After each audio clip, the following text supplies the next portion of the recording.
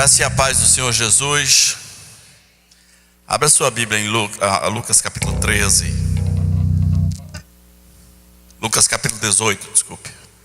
Lucas 18, a partir do versículo 9.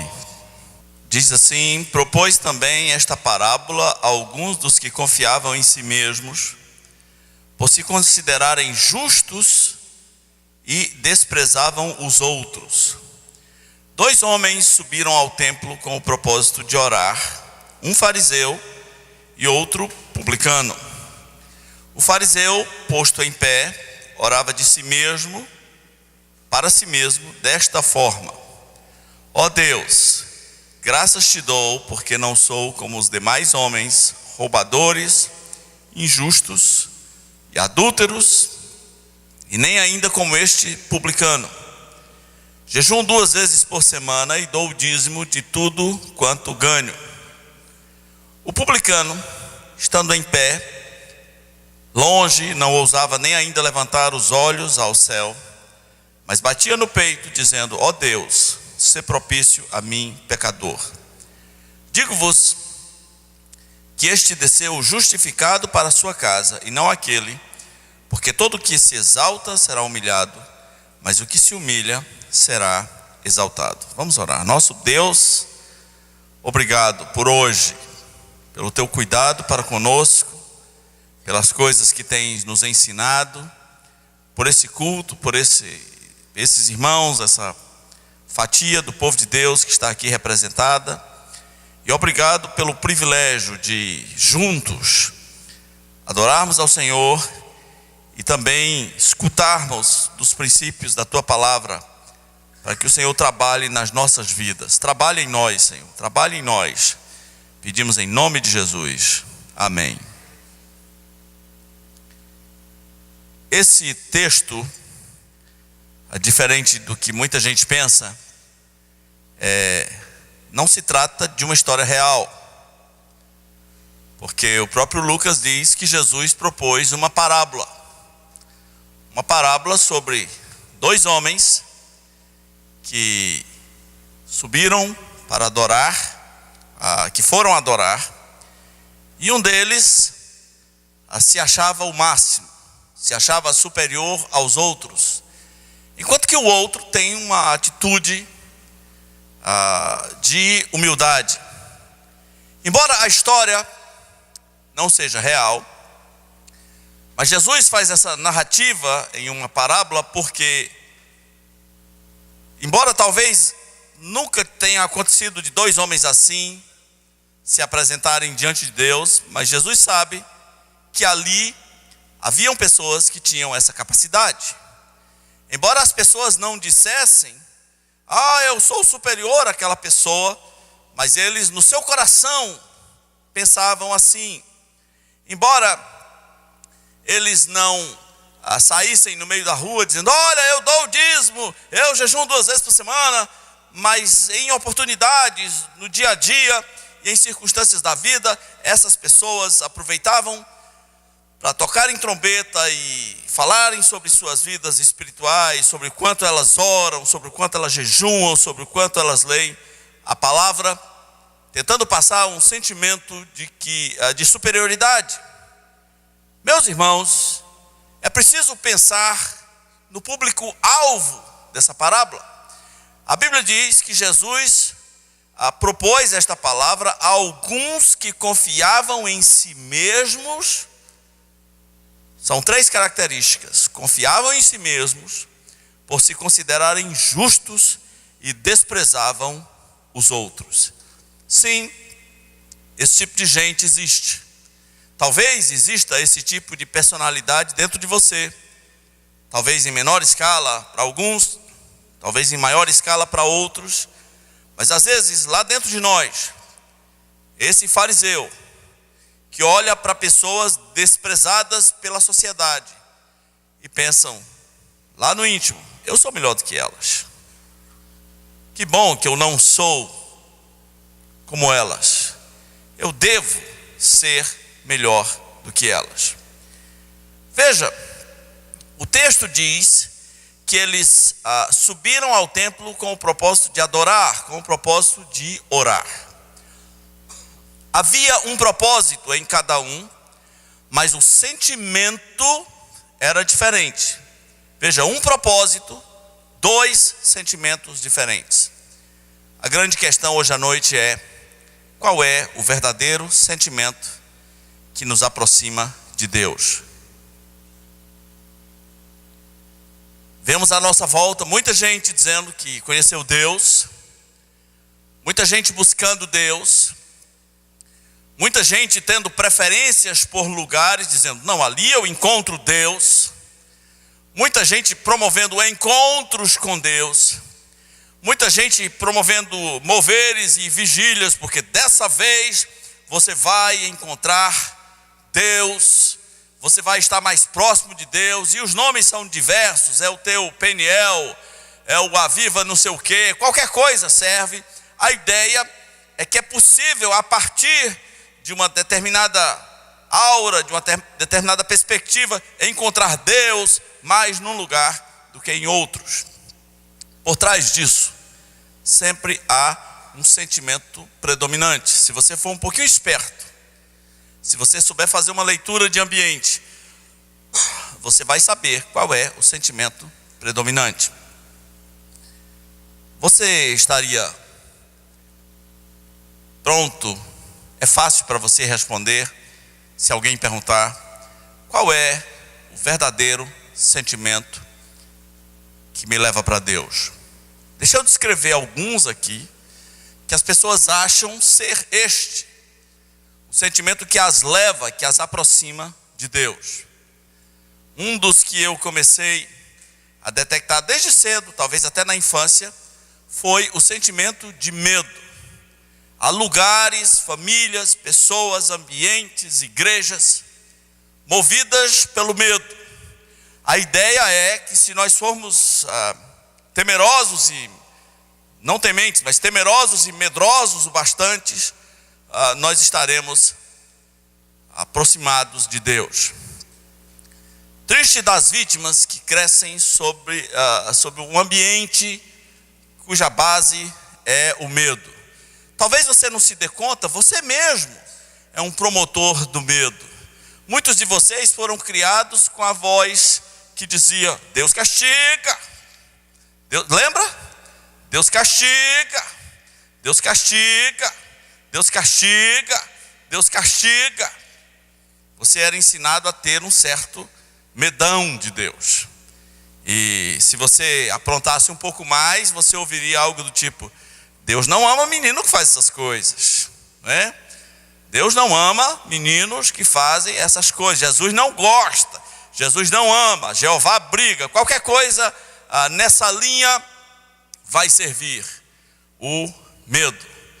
O medo se expressa primeiro pelo medo dos castigos de Deus. Desde cedo, muita gente aprendeu um lema, dizer: eu não tenho medo de nada nessa vida, eu só tenho medo de quê? Dos castigos de Deus, porque é preciso ter medo. Esse é um motor que move. Meu irmão, quando você é criado sob a égide do medo, você conhece muito pouco Deus. Quando a sua relação com Deus é baseada no medo, você conhece muito pouco Deus. Por exemplo, hoje à noite pessoas deram seus dízimos ou ofertas ou coisa parecida, e é provável que alguns deram por medo. Estou dando para que as minhas finanças não sejam amaldiçoadas, para que o gafanhoto, o morcego, sei lá, o papagaio devore minhas finanças. Então, por medo, eu estou fazendo isso. E eu não estou dizendo que isso não seja totalmente verdade em algum aspecto, mas que tal experimentar o contrário? Em 2 Coríntios capítulo 8, Paulo disse: eu quero que vocês conheçam a graça de Deus concedida às igrejas da Macedônia. Porque as igrejas da Macedônia tinham dado uma oferta, e Paulo chamou isso de graça de Deus. Que tal experimentar o contrário? É um privilégio para mim. É um grande privilégio. Sim, é um grande privilégio. Que prazer fazer isso. Eu posso ser usado por Deus com as minhas finanças, e não é por medo. Não é que se eu não der hoje, a minha casa cai amanhã. Não é que se eu não der hoje o meu carro capota, porque talvez alguns líderes vão dizer isso. Eu estou dando porque Deus me deu o privilégio, a graça que poucos desejam de contribuir com a obra do Senhor. Há também um outro medo muito comum, que é o medo do inferno. Essa semana eu tive que conversar com um rapaz. Ele me abordou na porta da rádio. E a conversa foi rápida, uns 10 minutos. Mas eu pude perceber 2 linhas de pensamento. O tempo todo ele dizia: Deus me usa. Mas Deus me usa. 40 pessoas se decidiram em tal lugar. Pessoas vieram à frente: Deus me usa. Eu relevei essa necessidade de pregador popstar que Deus usa, que ele tem, e focalizei numa outra coisa que ele me dizia sempre. Ele tinha medo de perder a sua salvação, o medo de ir para o inferno. Ora bolas, a Bíblia diz: não recebestes o espírito de medo para viverdes outra vez atemorizados, mas recebestes o espírito do seu Filho, pelo qual clamamos: Abba, Pai. Não tem mais essa de medo. Às vezes eu fico pensando que quem tem medo do inferno vai para o inferno. Às vezes eu fico pensando que quem tem medo do inferno não entendeu que foi comprado, resgatado, transferido de um reino para o outro. Ele nos transportou do reino das trevas e nos tirou do reino das trevas e nos transportou para o reino do Filho do seu amor. Tirou de um reino, transportou para o outro. O cara que tem medo, ele não foi transportado de um reino para o outro. Ele foi tirado do reino para a fronteira. E ele ficou na fronteira de 2 reinos. É por isso que é doido. É por isso que é atormentado. É por isso que não tem paz com Deus, porque tem medo do inferno. Algumas pessoas só se converteram, entre aspas, só se converteram porque tiveram medo do inferno. O evangelista em questão fez tanto medo que a pessoa nem dormiu. Ai, não. Assim, alguns chegaram a sonhar com o inferno, né? E aí esse medão lhe fez aceitar alguma coisa que a livraria do inferno. Meu querido, temer o inferno é importante quando você não conhece a Deus, mas medo do inferno não te aproxima de Deus. Pelo contrário, te dá uma paranoia louca. Já pensou se eu vivesse a minha vida pensando que eu tenho a possibilidade de morrer e acordar no inferno a qualquer momento? Já imaginou quão infeliz uma pessoa que vive sob o medo é? Os manicômios, perguntem aos profissionais, os manicômios estão cheios de muitas dessas pessoas que foram atormentadas pelo medo. O sentimento do medo, necessariamente do medo do inferno, não te aproxima de Deus. Pode te transformar num louco, mas não vai te dar paz com Deus. Há um outro sentimento que as pessoas juram que vai aproximá-las de Deus. É o sentimento da emoção. Estamos na época da emoção. O culto só vale se tiver muito choro, se tiver pessoas com o rosto em terra, se tiver pessoas rodando, dando piruetas, se tiver pessoas gritando, se tiver pessoas falando numa língua estranha, se tiver pessoas caindo, pessoas sendo empurradas, pessoas sentindo alguma coisa, algum gelo, um vento, alguma coisa nas minhas costas. Ai! Culto hoje só é culto se tiver isso. E as pessoas dizem: eu senti. Eu não estou negando que você sentiu. Você só precisa se perguntar o quê? Porque é muito perigoso medir a nossa relação com Deus a partir das emoções. Porque a palavra de Deus diz que o coração é enganoso e desesperadamente corrupto. Sim, nossas emoções nos enganam. Nem tudo que nós temos certeza que a emoção traduziu, realmente traduziu. Quer um exemplo? Lembra quando você se apaixonou pela primeira vez? Lembra aí, né? Foi feio o negócio, foi não? Foi para alguns foi brabo. Eu me lembro da minha primeira vez, né? Eu me lembro da Rita, né? Essa Rita um dia ia dando confusão, né?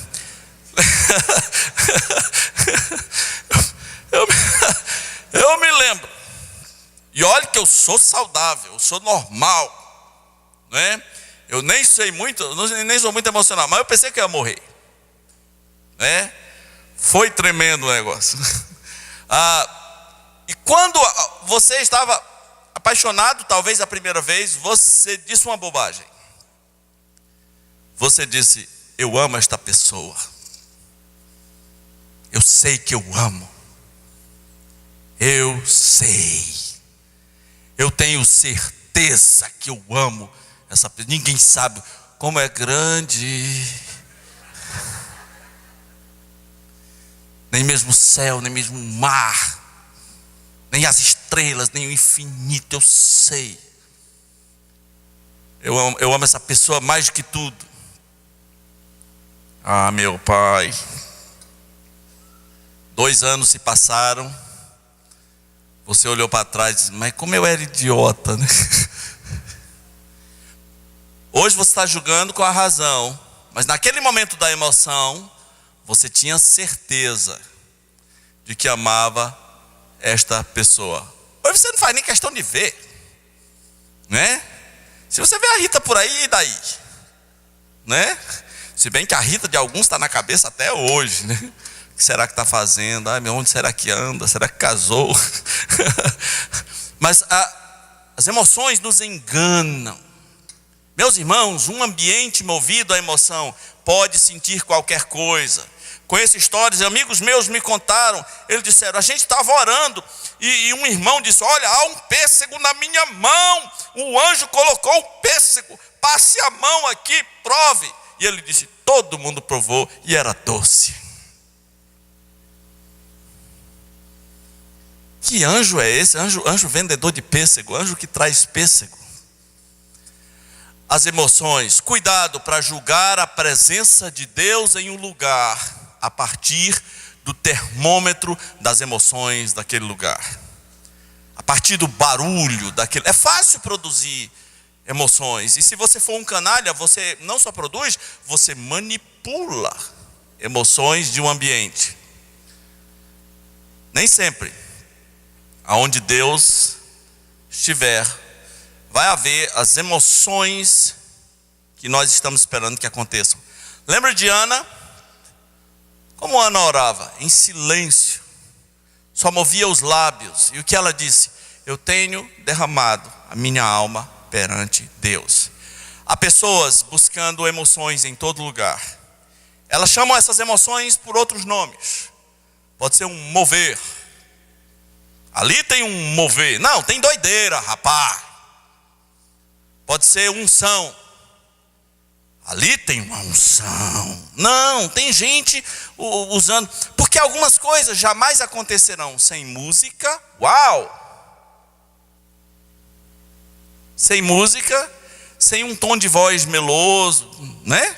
Tem que ter um ambiente preparado, porque são emoções manipuladas. Emoções necessariamente não aproximarão você de Deus. A pior coisa que eu sei sobre emoções é que emoções são como uma droga.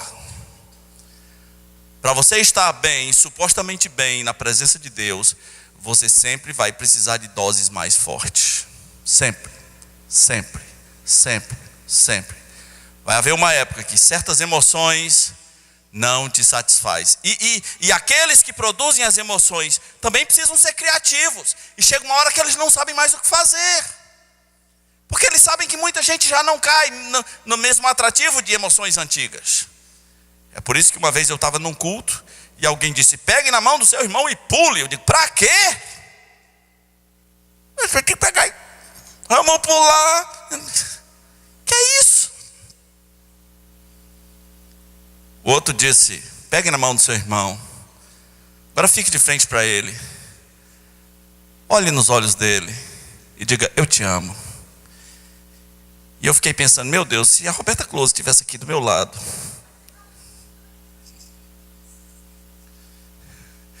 tem coisa que é brabo de engolir, né? Cuidado quando o parâmetro de aproximação de Deus forem as emoções. Agora também se uma mulher casada estivesse do meu lado, né? Que coisa. Um terceiro sentimento é o sentimento da autobondade. Algumas pessoas se acham boas. E elas precisam fazer coisas para que se achem melhores, para se sentirem aproximadas de Deus. Elas parecem o publicano,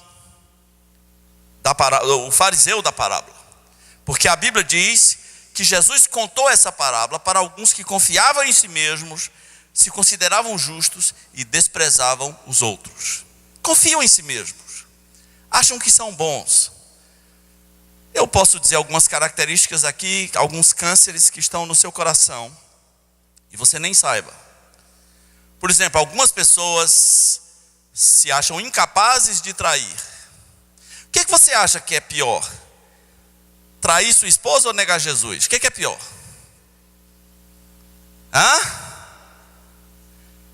Trair a esposa ou negar Jesus? O que é pior? Pois Pedro achava que jamais. Você está na dúvida, né? Porque seu esposo está aí, você está com medo de dizer, né?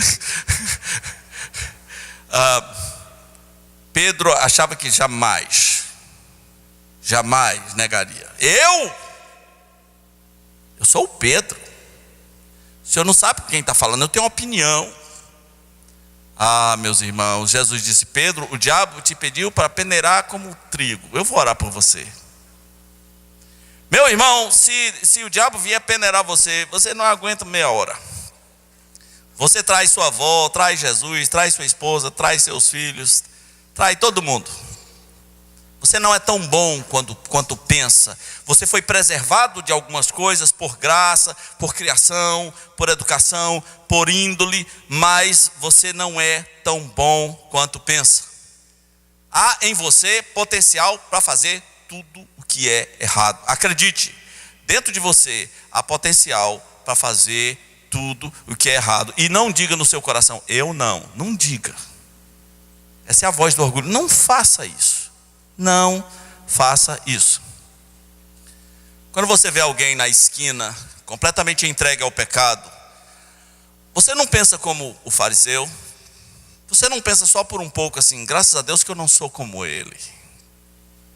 Eu sou melhor do que ele. Eu sou melhor do que ela. Mas quando a gente vê alguém na esquina, na madrugada, completamente entregue ao pecado, nós deveríamos pensar assim: aquele sou eu, sem a graça de Deus. Eu só sou o que sou pela graça de Deus.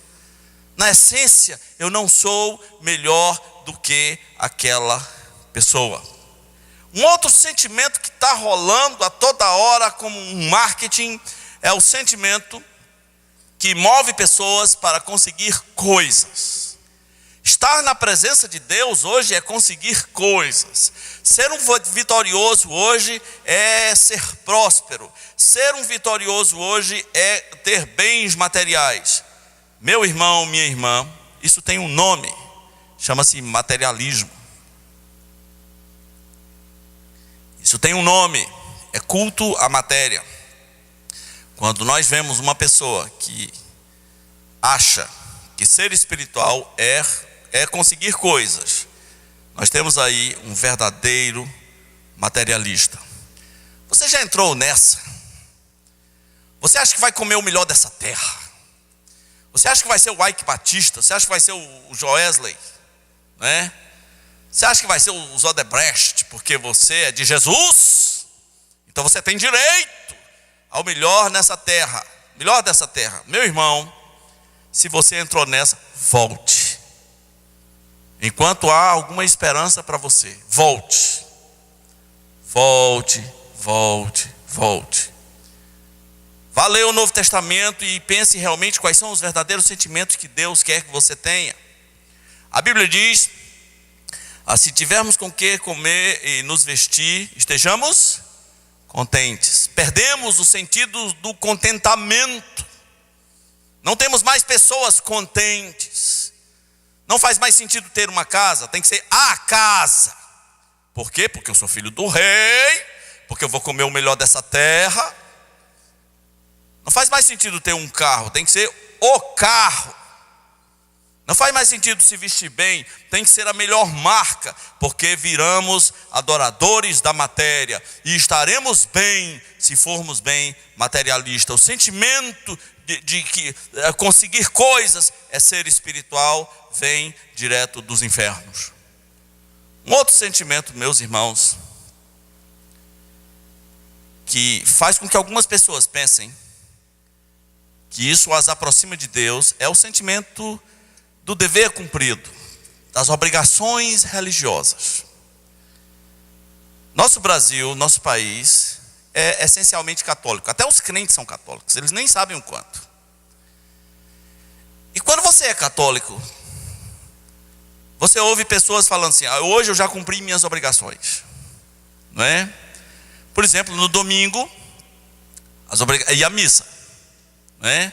O cara vai à missa, volta da missa: hoje já cumpri minhas obrigações, graças a Deus. Em épocas de festa existem as obrigações, e o sujeito cumpre as obrigações. Às vezes alguns mais sérios no seu propósito, lá pela madrugada antes de dormir, tem umas obrigações específicas, umas rezas, dependendo de quem seja a pessoa. Você é uma pessoa assim, que pensa que está na presença de Deus, cumprir as obrigações? Antigamente o cara era católico, ele ia para a missa, aí ele cumpriu suas obrigações.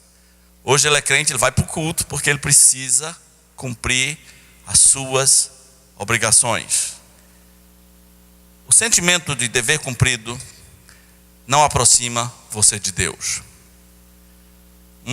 Outro sentimento, e já se vão 6, e esse é muito sedutor, é o sentimento da autoestima. Esse sentimento de autoestima, ele é propagado à nossa volta o tempo todo. Porções bíblicas são distorcidas em nome da autoestima. Por exemplo, Jesus disse que você deveria amar o seu próximo como a si mesmo. Jesus já está partindo do princípio óbvio: você se ama já. Você já se ama, todo mundo se ama. Jesus está partindo do princípio óbvio: você já se ama. E por causa disso, porque você já se ama, quem come cocô aí? Alguém? Não. Por que não come? Porque se ama. Quem pisa no prego aí? Alguém pisa no prego? Não, porque se ama. Até o suicida, num certo sentido, se ama. Uma vez alguém chegou para mim e disse assim: pastor, o senhor acha mesmo que o drogado não se ama? Digo: mas se ama demais. Por que ele foi para as drogas? Pergunte a ele se é ruim ou se é bom. Porque ele acha muito bom. E embora seja destrutivo a longo prazo, mas ele acha tão bom que ele é capaz de trocar qualquer coisa por aquele momento, porque ele se ama. A gente aprendeu essas besteiras psicológicas de achar que o ser humano não se ama. Um certo pastor nos Estados Unidos teve que se encontrar com uma moça num restaurante. Ela precisava de um aconselhamento. E enquanto a comida não chegou, ela disse: pastor, meu problema é o seguinte, eu não me amo. E ele foi pensando: eu não me amo, né? Então veio a comida. Vieram 2 bifes. O pastor viu o bife maior. O pastor mira bifes, né? Mas ela rapidamente pegou o maior para ela. Ele ficou pensando: droga, ela falou que não se amava. Que espertinha, que medonha. Se ela não se amasse, ela teria dito: o menor é meu. Não, metade do menor é meu, porque eu me odeio. Eu não me amo. Bote uma coisa na sua cabeça: o ser humano se ama. Nem sempre amor é inteligente. Aí o diabo, que é especialista em fazer manipulações da palavra, botou na cabeça da humanidade que você não vai amar o próximo como a si mesmo, Porque para amar o próximo como a si mesmo, você primeiro tem que amar quem? Você. Aí só depois eu vou amar o meu próximo. Ou seja, nunca. Você conhece alguém que passou a amar o próximo como a si mesmo? Porque tinha essa filosofia. Não, primeiro eu tenho que me amar. Você já se ama. Você já se ama. Se você não se ama, me dá todo o teu dinheiro. Quem? Alguém? Você se ama. Talvez você não se ame como eu me amo, mas você se ama. Acredite. A autoestima leva você a distorcer a palavra de Deus. Você já tem autoestima. Deixe de bobagem. Você já tem. Talvez ela não seja inteligente, mas você já tem. Quando você quer se aproximar de Deus, Deus não diz assim: olha, venha com autoestima, não é? Pelo contrário, a Bíblia diz assim: humilhai-vos na presença do Senhor, e Ele se exaltará. O profeta Joel diz: convertei-vos ao Senhor de todo o coração, e isso com jejum, prantos e choro. Autoestima é um termo que você nem vai encontrar na Bíblia. Mas a toda hora estão dizendo: olha, você tem que melhorar a sua autoestima. Você tem que ter amor próprio. Você tem que melhorar a sua autoestima. Você tem que ter o melhor para você. Você merece.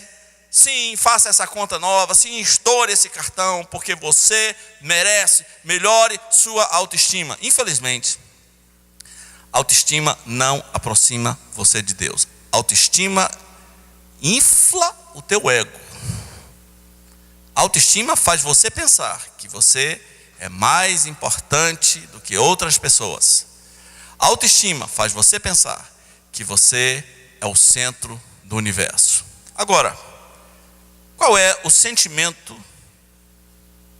que realmente nos aproxima de Deus? É o sentimento do publicano da parábola.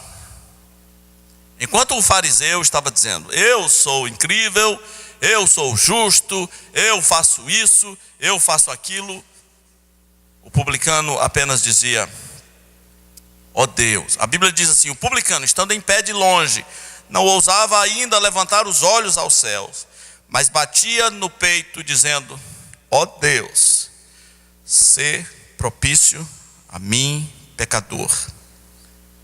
Digo-vos que este desceu justificado para a sua casa, e não aquele, porque todo o que se exalta será humilhado, mas o que se humilha será exaltado. Vamos ver alguns outros textos que nos mostram como uma pessoa deve se aproximar de Deus. O Salmo 51, no seu primeiro versículo.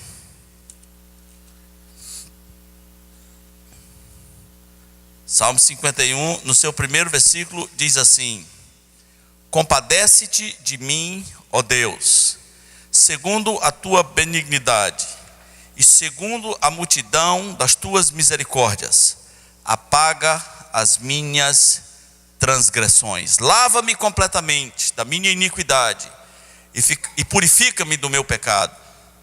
Pois eu conheço as minhas transgressões, e o meu pecado está sempre diante de mim. Este sentimento te aproxima de Deus. Qual foi a última vez que você teve este sentimento? Ó Deus, como eu sou pecador, como eu sou mau, como eu devia fazer o bem e não faço, como eu devia te buscar mais e não te busco, como eu devia me consagrar mais e não consagro. Tem misericórdia de mim. Vamos para Romanos capítulo 7. Romanos capítulo 7. Esse texto que nós vamos ler agora, ele nem de longe rima com autoestima. Porque é uma declaração do apóstolo Paulo sobre o que ele cria a respeito de quem ele é por dentro. Diz assim, no versículo 14, diz: porque sabemos que a lei é boa, a lei é espiritual, desculpe. Eu, todavia, sou carnal, vendido à escravidão do pecado. Não há autoestima aqui. Não há. Há um reconhecimento de uma impotência diante de Deus. Eu sou carnal. E não é só isso. Eu sou vendido à escravidão do pecado. Porque nem mesmo compreendo o meu próprio modo de agir, pois não faço o que prefiro, e sim o que detesto. Ora, se faço o que não quero, consinto com a lei que é boa. Nesse caso, quem faz isso já não sou eu, mas o pecado que habita em mim. Olha que autoestima, porque eu sei que em mim, isto é, na minha carne, não habita bem nenhum. Uau! Poucas pessoas têm coragem de olhar para dentro de si desta maneira. Poucas pessoas têm coragem de olhar para a casa dos horrores. Porque hoje estamos vivendo a época do paparico e da exaltação humana. Você é príncipe, você é ungido, você é incrível, você é maravilhoso, você nasceu para ter tudo de Deus, você é isso e mais aquilo. Você é o espelho que reflete a glória do Senhor. O ouro eu posso só apenas contemplar, mas olhando para você, uau, eu adoro, porque você é incrível. Compare isso com: eu sei que em mim, isto é, na minha carne, não habita bem nenhum. Pois o querer o bem está em mim, e não porém o efetuá-lo. Porque não faço o bem que prefiro, mas o mal que não quero, esse faço. Mas se eu faço o que não quero, já não sou eu quem o faz, e sim o pecado que habita em mim. Então, ao querer fazer o bem, encontro a lei de que o mal reside em mim. Você nunca vai ouvir um psicólogo dizendo isso. O mal reside em você. O mal reside em mim. Porque no tocante ao homem interior, tenho prazer na lei de Deus, mas vejo nos meus membros outra lei, que guerreando contra a lei da minha mente, me faz prisioneiro da lei do pecado que está nos meus membros. Esse é você. Prisioneiro da lei do pecado. Não há autoestima aqui, irmãos. Não há. Não há. Olha que texto de autoestima. Desventurado homem que sou. Alguns textos dizem, algumas versões de vocês dizem: miserável homem que sou. Cadê a autoestima? Para onde foi? Qual foi a última vez que você se aproximou de Deus como um miserável? Um grupo de ateus disse recentemente para mim: apresente-se, quem é você? Eu falei: eu sou um miserável. Silêncio absoluto. Eu sou um miserável. E mais especificamente, eu sou um miserável perdoado, alcançado pela graça de Deus. Eu só sou o que sou pela graça de Deus. Desventurado homem que sou, quem me livrará do corpo desta morte? Graças a Deus, por Cristo Jesus, nosso Senhor. Meu irmão, minha irmã, quanto daquele fariseu mora dentro de nós? Foram dadas 3 características. Diz que eles confiavam em si mesmos. Fui aconselhar um irmão que ia viajar, um irmão jovem, casado, ia para uma cidade assim, badalada. Falei: irmão, você sabe que tem que cuidar, tem que vigiar, tem que andar na luz. E o que ele respondeu para mim? Pastor, eu confio no meu taco. Não há vitória aí, meu irmão. Não quero nem dizer o que aconteceu com ele. Eu confio no meu taco. Você é desses que confia no seu taco?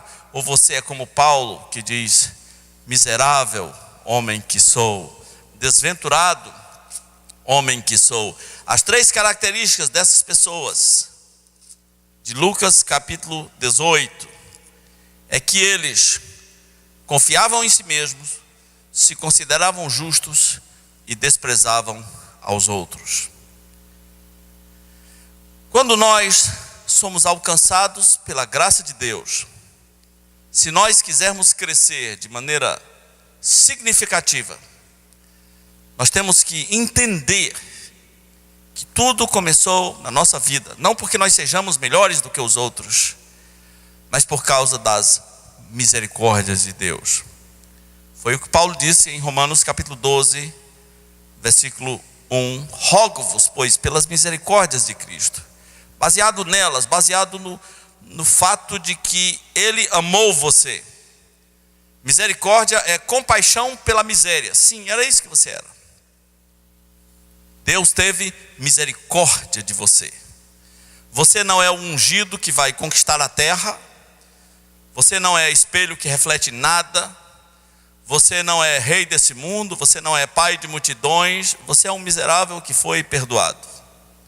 Enquanto não entenderes isso, você não passa de um fariseu arrogante, religioso, metido à besta. Você entendeu o que eu disse? Enquanto não entender isso, não passa de um fariseu arrogante, religioso, metido à besta. Quem desceu justificado para casa, Jesus disse, o publicano. Fariseus não levarão nada de Deus, porque eles se acham melhores do que os outros. Você não é melhor do que ninguém. Entendeu? Qual é o sentimento que te aproxima de Deus? É o sentimento de que você é um pecador. Só esse sentimento. Você não se aproxima de Deus de peito estufado. Você se aproxima de Deus como o publicano, dizendo: Deus, tenha misericórdia de mim. Aqueles que têm ouvido o Evangelho, quero dizer a você que não há conversão sem isso. Não há conversão sem esse sentimento, essa convicção de que você é um pecador. Assim como Paulo disse: sou pecador, vendido à escravidão do pecado. Miserável homem que sou, vendido à escravidão do pecado. Eu sei que dentro de mim não habita bem nenhum. Por isso, eu preciso que Jesus me toque, que Jesus me salve, que Jesus mude a minha vida. Não há conversão sem isso. Tem muita religião. Conversão tem que ter admissão de pecado. Vamos orar. Nosso Deus, nós queremos reconhecer aqui que não somos grandes coisas diante do Senhor, embora sejamos importantes, embora sejamos criados à imagem e semelhança do Senhor, embora sejamos teus filhos, mas reconhecemos aqui o que o pecado fez conosco. Que muitos de nós que estamos aqui hoje à noite, embora te conhecendo e conhecendo a tua palavra, tem vivido dias de humilhação no pecado, tem se encontrado derrotado, às vezes, em muitas áreas, envergonhados. Que essa fraqueza os aproxime do Senhor, para entender que são fracos, de que são passíveis de cair em qualquer coisa, a qualquer momento, que não há nada neles que os faça se segurarem, a não ser a tua graça. Queremos pedir também por aqueles que têm ouvido sistematicamente o Evangelho, que entendam que jamais se converterão enquanto não se assumirem como pecadores miseráveis diante do Senhor, necessitados da tua misericórdia. Faz assim na vida deles, meu Pai.